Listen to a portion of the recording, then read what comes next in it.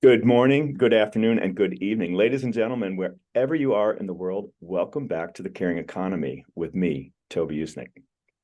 Well, in an era where the world's oceans are facing unprecedented challenges, a dedicated team known as Edges of Earth has embarked on a remarkable 2-year journey across the globe. Their mission, you ask? To shed light on the unsung heroes of ocean conservation, telling the stories of individuals and organizations tirelessly working to protect and restore our oceans. This extraordinary expedition aims to inspire the next generation of ocean advocates by showcasing the unfiltered, gritty, and authentic side of conservation efforts. And leading this charge, you ask, who is it? Andi Cross, a seasoned marketing and brand strategist with a passion for the blue planet. Welcome to the Caring Economy, Andi Cross. Thank you so much. I'm very excited to be here, and I really appreciate you having me. I'm loving you're in Hong Kong today. I'm in New York, and I have such fond memories. I used to spend a lot of time there. It's a great city. Is it your first time there? It's my first time. We are dealing with a crazy monsoon as we speak, and in the meantime, when we can't dive, we're eating many dumplings. So it's wonderful. Perfect.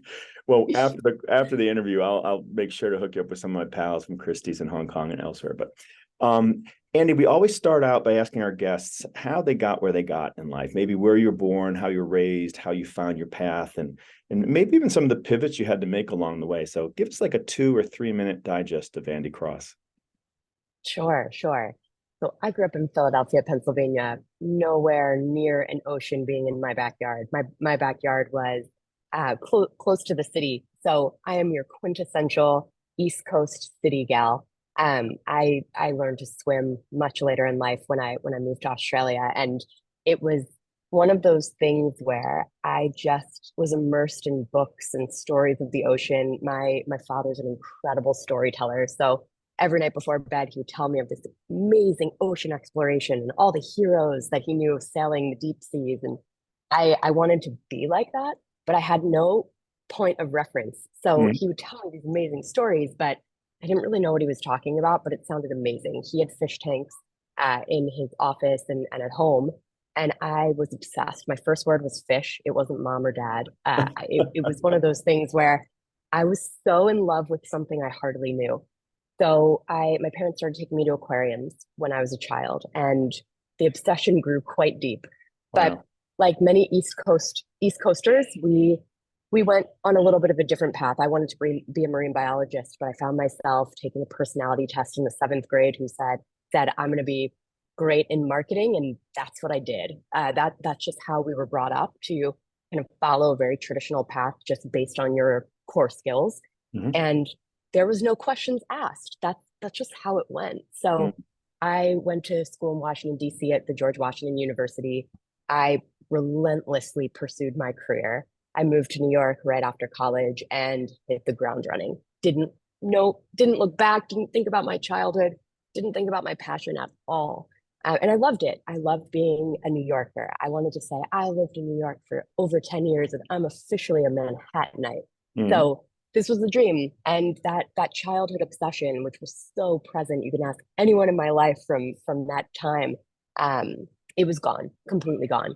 So much so that I might have taken a couple swim classes when I was 10 or however old and didn't pursue that Huh. ever again. So my my my exposure to the ocean was standing in ankle deep water at the Jersey Shore. So it's really interesting to have gone from really owning my East Coastness to now being on an ocean expedition around the world.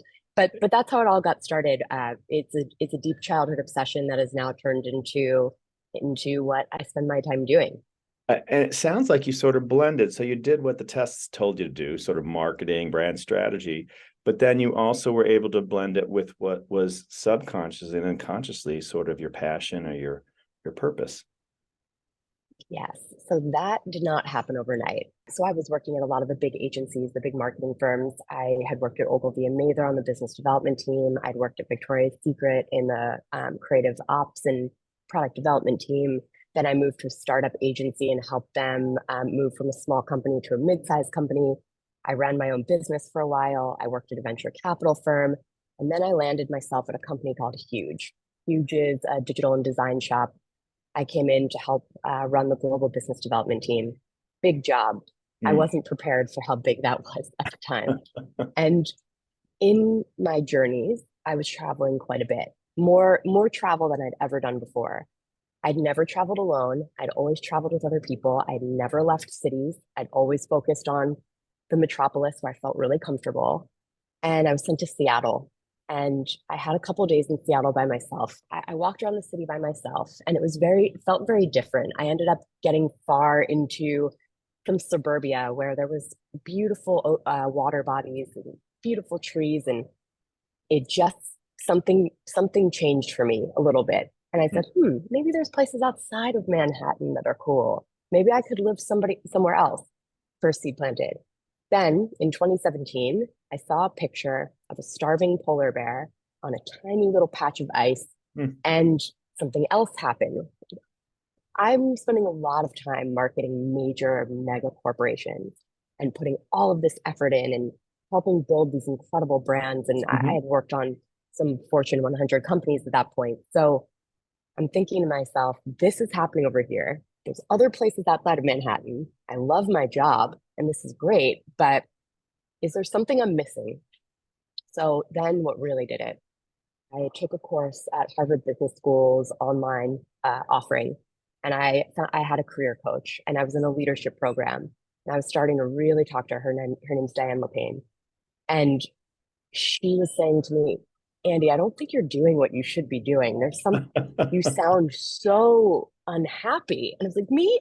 I'm unhappy? Wait, what?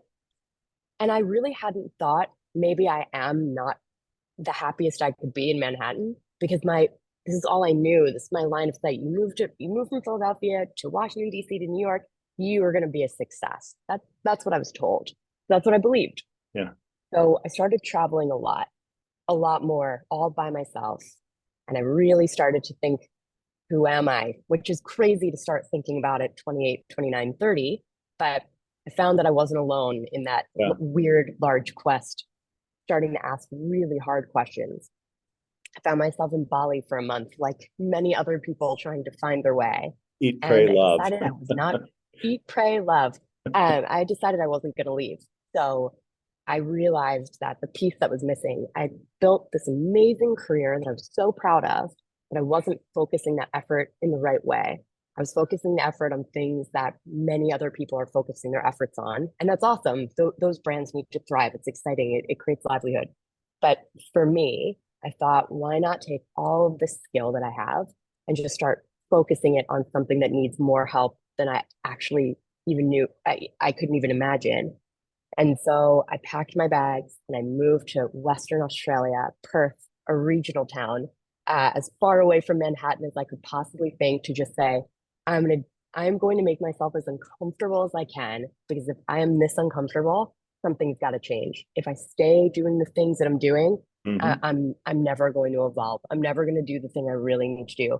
I didn't really know what that was at first, Uh-huh. but I knew I needed to change. And I'm a rather extreme person, so making that jump to Perth, Western Australia, was as close as I could get to figuring it out at the time. So did you come to that conclusion with your coach, or how did you sort of say, I'm going to connect these dots? It was a lot of time with my coach, a lot of tears on that call. The first call I had with her, I started hysterically crying. She got in there very deep, showed me some things that were, I suppose, surfacing quite obviously to people in the field, but not so much to me.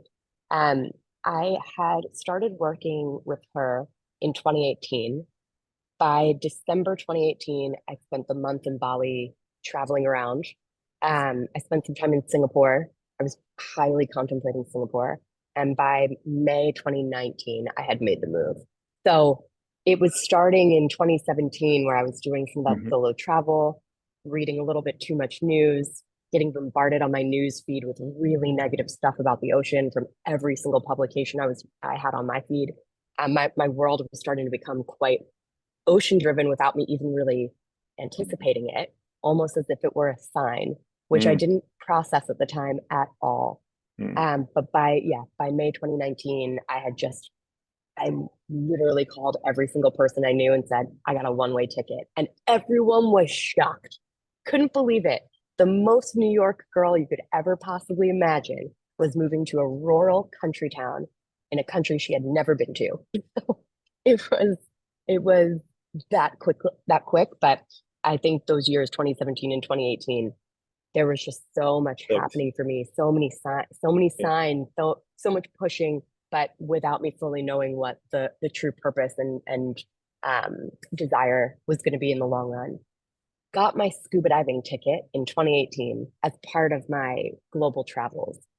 And that stemmed from someone asking me, if you love the ocean so much, why haven't you spent much time in it? And again, as a 30-year-old, why have I never thought about this? Scuba diving, what? I honestly did not think someone like me could do something like yeah, that. So I started researching it and studying it.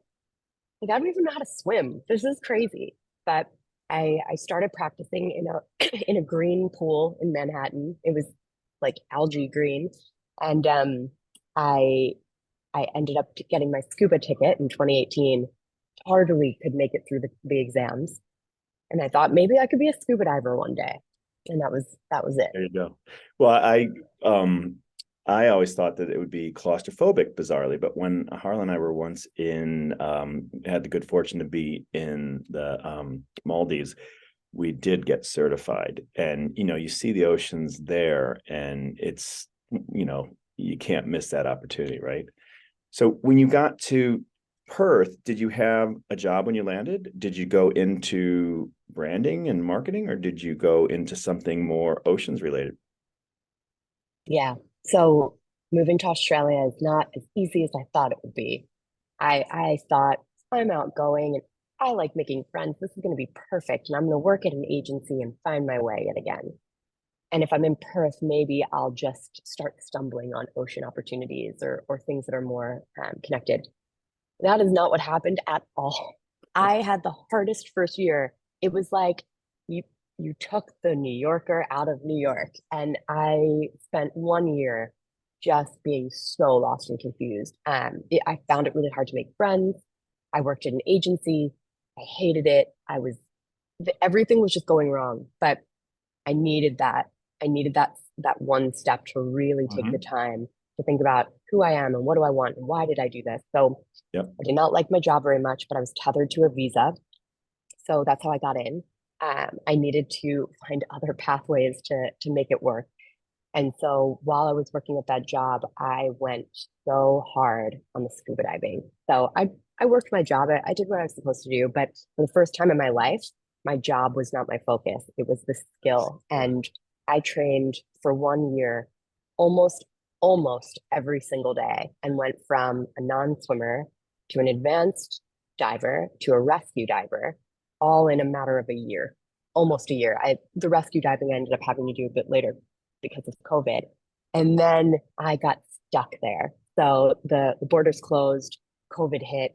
I Right. was not able to get home, and I was officially your newest non-shoe wearing Perth resident that was surfing and scuba diving more than working. I couldn't believe it. And that's when the transformation really happened. Wow. Take us to Edges of the Earth. You're the expedition Yeah. lead. What is it, and how did that come about? So I'm locked down in Perth, Western Australia. I now lose my visa due to COVID because at the time you had to be billable 100% or you couldn't work as an expat. So we all dropped down to less than 100% billable hours. I lost my visa. I'm in a country in the honest to God middle of nowhere. And I just kept saying, I seriously feel like I'm living on the edges of Earth. And in that moment, there were two different versions of me, very scared and terrified, and excited and ready for the change. Again, I'm being pushed into such extreme discomfort. And I really honestly had no choice but to figure this out because it was a matter of survival to a degree. Um, I thankfully met my partner during all of this. And he is probably one of the most patient and kind people I've ever met. And he would just say to me constantly, you know what you want to do, just do it. What are you crying about? Why are you this? It doesn't have to be this way. Yeah. So we we concepted my company called Wild Palm, and Wild Palm is a consultancy that helps impact businesses with their brand and marketing. So Mm, I started to take all of that work from my past life and focus it on companies that are doing something, whether it's ocean related or planet related, or even mhm, humankind related, to just try it. So I ran that company for 3 years during the pandemic. I brought on a team. Marla Tomarug is the first employee of Wild Palm, and she's our lead photographer and creative director, both there and here. And we just started working on a lot of cool brands. I spent a lot of time on LinkedIn and just built up this amazing network in the ocean space. And I started working with nonprofits and for-profit impact businesses, and it was great, but something was still missing. There, I was getting all of this data and insight from working with these great companies, but I just kept missing the mark. And the mark for me was, how do you make people care more about the ocean when they have absolutely no connectivity to it? Someone like me, who grew up in a city, who, if my dad and my mom did not take me to aquariums or give me encyclopedias to read for mhm. free time about fish, how do you bridge that gap? How do you explain to people who've never swam a day in their life that you can do it too? Because if I can, I'm far from an athlete, and now I'm a dive master, professional scuba diver. How can you do that? What does it take? And then showing people who are on the front lines of ocean conservation, who are living this day in and day out, people who are all ages, all backgrounds, all expertise levels, Mhm. who have really similar stories but are largely untold, and start bridging that gap between ocean and people. I was missing that in the work that I was doing. And it just started to become more and more and more of a driving force that by 2021, I was on a solo trip to Fiji. I was really perfecting my dive skills. I had met a couple people on the front lines of conservation. Their stories were the most amazing things I've Mm. ever heard. Like, has anyone talked to you about this? Like, has anyone told this story more broadly? No. I was staying with an indigenous community in a homestay. And it was just, that was the moment that the switch flipped for me. I'm already living on the edges of Earth. I'm already doing this. Perhaps my story could be helpful to other people. And perhaps there's a lot of other stories that need to be told. So by 20, by September 2021, I pitched the idea to my partner that, all right, we're taking Wild Palm on the road and we're going to call it Edges of Earth, and you're coming with me, and we're going to abandon everything we know here and now live in the most remote parts of the world, even more so, living out of a suitcase, and we're going to free dive, surf, and scuba dive all day long with people who are pros. He was like, you're nuts. No, we're not doing that. I like our life in Perth. And a year later, we had a plan, and he was in, and we assembled a team of five, and we took off June 2023. And what does that look like? I mean, tell us a little bit about Edges of the Earth in terms of the next 2 years or the next, I guess you're 6 months into it and you've got another year and a half. Yes. So we're traveling to some of the most remote destinations that are very big dive centers or have some sort of ocean pull, whether it's a marine aggregation or some sort of science work that's happening or some sort of cultural tie to the ocean that's unique. So all of these places have been deeply planned based on seasons, except we Not missed the mark doing with this one Hong here, Kong. here in Hong Kong. But for each location, there's a reason why we're there. And the specific time we're going is with purpose. And we have partners in every location. So that includes scientists, eco tour operators, researchers, conservationists, dive masters or dive experts, people who are highly, highly skilled in whatever areas is their thing. Mhm. And we are in each location working with those partners to share their specific story. That's how we planned everything. We're hopping around the world. We're starting on the Western Hemisphere, the Eastern Hemisphere, and we're moving our way to the West for 2024, and then we come back to the East 2025.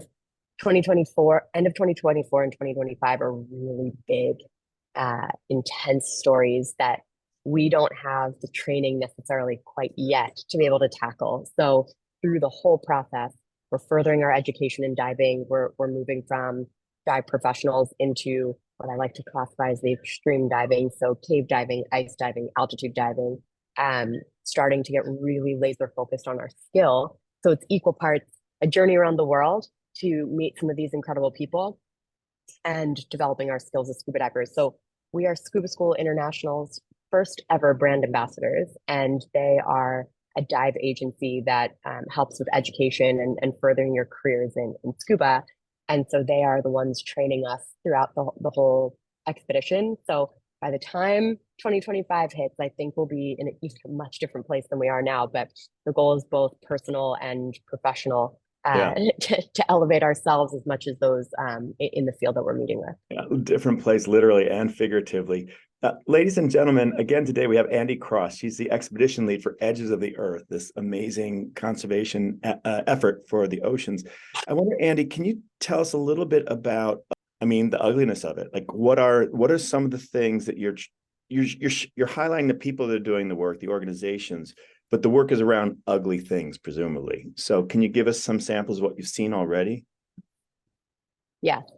So for us, our spin on everything is to make sure that we tell the truth about what's happening on the front lines, but also explain the solutions and what people are doing to rectify some of the damage that's been done. But that's the position that we're in. We are going to places where the beauty is so incredible and the ocean, the marine life is so rich, yet there's this underlying theme of honestly devastation every single place that we go, whether that's pollution, fishing, marine degradation, global warming, all of these aspects that we hear in the news and we talk about all the time. It's all there, it's all happening, and you see it in these remote places that we're going so much more than what you would see in other places around the world. So the places that have the least impact themselves are the ones that are feeling the deepest impact from everywhere else. And what I mean by that, when you go to some of these island nations that are known for ocean and scuba and big marine aggregations, they are on one side beautiful in the dive sites, that's for sure. But when you start going into the thick of it and getting outside of the beautiful resorts and the dive paradises, you see the truth, and it's very startling. There is so much trash washing up on the shore. There's so much coral loss, and you can actually feel that the ocean is warm. It's hot. The temperature of the ocean feels unnatural in some of these places.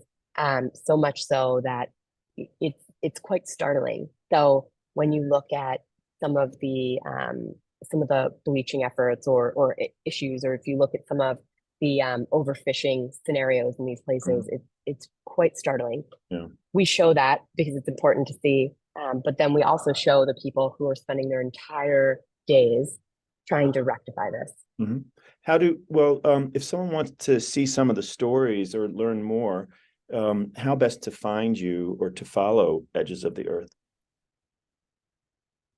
So we have a website that is edgesofearth.com. We are under construction at the moment, given that most of the places we're going do not have good Wi-Fi, and we're capturing a lot of content both on photo, video, but then also in writing. So that is under construction and constantly being updated. We have our social media, so that's Edges of Earth _ across all channels. We have our individual LinkedIn to the team, but then we write with lots of publications. So we've been writing with Oceanographic, we've been writing with Forbes Business Council. We have that partnership with SSI and also our gear sponsor, Mares, which is one of the leading gear providers in scuba diving, where we write for their blogs. So you'll see us pop up in the ocean world in lots of different ways. We're still working with we're starting to work with quite a few larger partners. So we'll be hopefully releasing some news there, but for the most part, our social handles and our blog are the main channels for us. And are you on TikTok? We're on TikTok. We haven't posted anything yet, but it's coming. What we've been doing just in each of the locations is gathering as much content as we can, really crafting what those stories are with our on-the-ground partners, producing all of our assets, and then we plan to have a nice release coming soon. Great, because that's how you can scale, right? I mean, digital is so important. Exactly. Getting your story out. I wonder, I don't want to wish this on you, but I'm thinking pragmatically, you're going to be in some zones of the world where maybe people aren't going to welcome you, like governments or businesses. Have you had anything like that happen, or are you prepared for it? So we're prepared for it. We've had it happen a few times. There's been some pretty serious pushback in some of the countries and locations we're visiting. We have workrounds, which I'll spare getting Yeah, we into. don't want to give your But secrets for the away. most part, we'll spare that. But for the most part, we're trying to go to places that really want us there, and work with people who are really excited to have these conversations because there are, and to be honest with you, the response has been pretty incredible, given that there's such a void here. So there's so many people doing amazing things. We spend a lot of time in the vetting process. I have reached out to hundreds of people, and some say yes, and some say no. And if someone says no, we're just not going to do it. It's not worth it for our team, and it's not worth it for the trouble it might cause. Yeah. But there are a lot of people who really need help with their storytelling, and that's what we focus on. Yeah. And what about some of I'm thinking of sort of ancillary brands or organizations, for example, Google Earth or big tech companies. Have they approached you? Have you approached them? Because that can help you also scale. Not yet. We recognize where we're at in our exploration journey, and being part of the Explorers Club has given us a lot of insight into what it takes to truly be an explorer. We're new. Um, we're not, in my mind, I don't want to think we're on to something more than what we are in this particular moment. We are just getting started. We have 5 people on our team now, so 2 of them just joined us in the last 4 weeks. We're all starting to just get the hang of things. It's Mhm. moving really fast, and the progress is happening quite a lot quicker than I anticipated. So possibly in 2024, but I think once we can really show some case studies of where we went, what we did, the people we met, the impact they have, and then the impact we've had helping them, Sure. we'll be ready to Very talk to cool. some major brands. That's very cool. Do you have, well, first of all, tell our audience, 'cause I live in New York, and so I know the Explorers Club is quite a legendary organization, but tell our audience who that is and why it's so significant. The Explorers Club is amazing. It's over 100 years old, and it's a membership group for people who have dedicated their lives in some way to contributing to human knowledge with regards to our natural world, or our planet. So they are explorers from all different verticals, whether it's land, sea, space, you name it, they're there. And this is an institution. So the people who are in the club are highly influential. They've traveled the world. They've seen things that no other people on the planet have seen. And they've done some really amazing discovery work. There are scientists, researchers, communication experts. It's expanded quite a bit, but its core, at the center of what it is, it's a research club, so a science club. So most of the people have contributed in some way to science. That has been a really interesting shift in the recent years, letting people like me in who have not contributed to science. But it's starting to broaden and really accept people who are changing the way in which we perceive our natural world, which is Yeah. really exciting. So we were very excited when we got in. I'd been applying for 10 years until I got in. I applied once a year, every year until 2017. They let me in, and I Awesome. was thrilled. Um, so I'm here in Hong Kong. I'm meant to meet with Michael Barth, who is the president and chapter chair of the Hong Kong Explorers Club. He and I have been working quite closely together on his new venture called Voyager, which is Voiijer. And that is an app that's releasing, it's already out and live if you want to check it out, but fully with all the features releasing in the next couple of weeks, to make exploration easier Very to cool. access, and bringing more people into the world of exploration. Very cool. I love that perseverance. It's true. If at first you don't succeed, try again. I have 2 final questions. I'm mindful of the time, and first one is about what can the average person do to be part of the solution, and then last part, your pearls of wisdom, things you've gleaned through life about having a purpose-driven career or life. So first of all, what can the average person do around making healthier oceans or helping to conserve our oceans? This is probably the biggest question we get. We are asked constantly, what can I do as a single person? There's nothing I can do. And I want to give an example of Marine Conservation Philippines. This is a nonprofit that is based in Negros Oriental, Philippines, which is a very remote part of the world. We were just there. Their founder, Soren, single person, moved from his home to Philippines because he went on a vacation there for a couple months and fell in love. And what he, as a single person, has been able to do in this tiny little part of the world is so extraordinary. It's fascinating what one person's desire can lead to. So someone like Soren with Marine Conservation Philippines is a really good example of you can upheave your entire life and go do something really meaningful for the planet. He's a profit where he brings volunteers from all over the world to contribute to science, citizen science, and leveraging scuba diving as the tool to help people better understand what's happening with our natural world. People can come for 2 weeks, 2 months, 2 years if they want, and volunteer and spend their time contributing to creating marine protected areas or beach cleanups or really looking into the fishing problems, however they want to direct their focus. Yep. There's so many projects Marine Conservation Philippines is running. Soren has created this. He works with local governments. He works with indigenous people. He works with local leaders. He works with schools and academia to create this ecosystem of opportunity where he's bringing as many people as he can in his small corner of the world into ocean. So that's one way. You can upheave your whole life. You can do something great. One person can start a movement. That's possible. On the other hand, if you're a New Yorker like me, as I was, it's really just starting to engage in the conversation first and foremost. It's starting to think about the way in which you travel. We call it conscious exploration.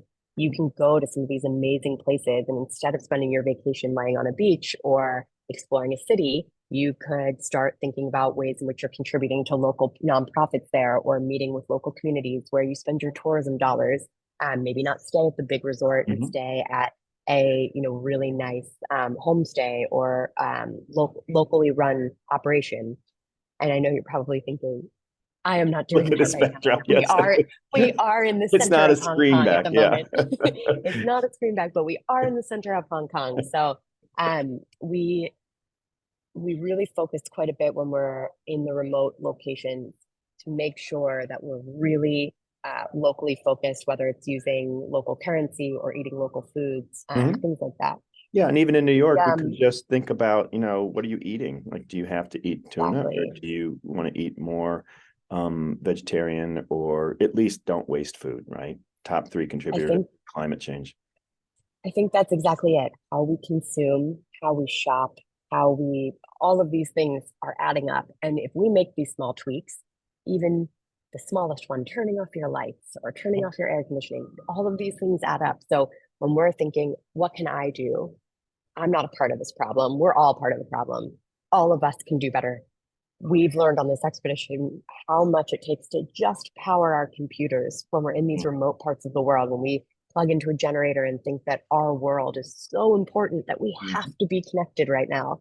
And it takes a lot. It's pretty startling to see. So these tiny little tweaks can go such a long way. And then if you feel so compelled, everyone has an incredible skill that they have to offer, whether that's in the trades or in corporates or wherever that's focused. How can we start applying that work effort to some of the things that really matter, which largely stem back to our planet and protecting people's livelihoods. So it's definitely not a shift for everybody to make that huge leap or even to start focusing like that. That's not a necessity, but it's certainly quite helpful because no longer is ocean conservation or planetary protection just for the scientists. It's for everyone. And that's something that we're seeing even with huge institutions letting other people into their orbits that aren't in the science realm. Absolutely. And then what about your pearls of wisdom? Any pearls of wisdom? Yeah. Lessons learned. I love that you started that you've come full circle in terms of that interpol you had as a young kid, and then going through life, not even connecting with it. And all of a sudden, boom, here you are. It sounds so beautiful. Thank you. I will say a lot of people ask me, am I upset that I didn't do this sooner? And the answer is absolutely not. Whatever path you take, whatever the journey looks like, you have to own those moments for what they were. I had an amazing time Yeah. building a career in New York. I look back on that with the fondest of memories, and I would not be doing what I'm doing now if it weren't for that training from some of the greatest marketers on the planet. So Mhm. I feel really fortunate to have grown up in New York. I feel really fortunate to not actually pursue a dream of swimming and scuba diving, because what that has shown me is you can go from absolutely nothing to something if you put in the work. I Mm. was having a conversation with someone last night saying, for me, it all comes down to the motivation and drive. And when you feel burnt out, what does that mean? Why is that happening? Taking those mental breaks or disconnecting or going off the grid, whatever you have to do to find that spark again, to keep you going in moments of big change or life Mhm. upheaval, and then being okay with being the novice. So as a 35-year-old, recognizing that I have such a far way to come. And even when I was, reaching 30, realizing I actually didn't know how to swim a lap in a pool. You have to just be okay saying, I don't know how to do this and I need help and I want the help. And finding people who are willing to support you in that way and listening to them, really, really listening. If they say you're not doing something right, just accept it and go, and don't let the ego get in the way. Because the minute ego steps in, you're not going to have the same experience. And I guess I highly recommend, with from the bottom of my heart, step outside of the comfort zone of what you know, if that's a metropolis or a big city or even suburbia or even a rural community, and you want to go see something completely different, do it, because it will open your eyes to other ways of living. And perhaps you can pull from the greatest hits, the places Mhm. that you visited, to create the life you've always wanted. And maybe you don't need as much as you thought, because the natural world around you can do a lot to make you happy. And it's all for free. Such words of inspiration, and I really value them. I try myself to try and have less and coach other people to have less, because if you can reverse engineer, you realize how free you are of worry on so many things, and that you can share things more. So it's a variation on that. Andi Cross, the expedition lead of Edges of the Earth, this amazing global 2-year adventure and expedition to save our oceans. Thank you so much for joining us on the Caring Economy, and best of luck in Hong Kong when the monsoon is over. Thank you. Thank you. I appreciate it. You'll come back in year 2. Yes, absolutely.